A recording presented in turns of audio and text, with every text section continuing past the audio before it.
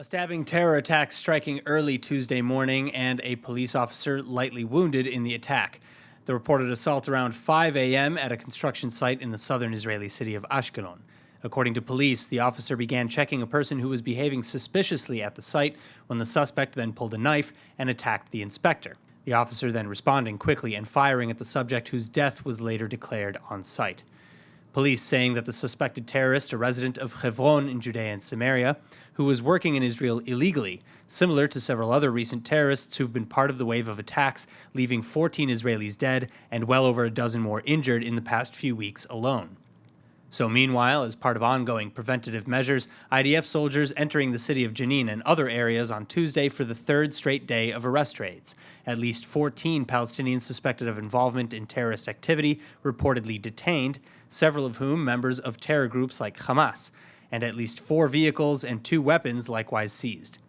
And then again, this coming after multiple other terror attempts reported on Monday alone, including a yet unconfirmed report of a Palestinian security officer who attempted to carry out a shooting attack inside an Israeli settlement. The officer in question supposedly admitting to his plans after being arrested by Palestinian security services for firing his weapon into the air following his failure to gain entry into the community.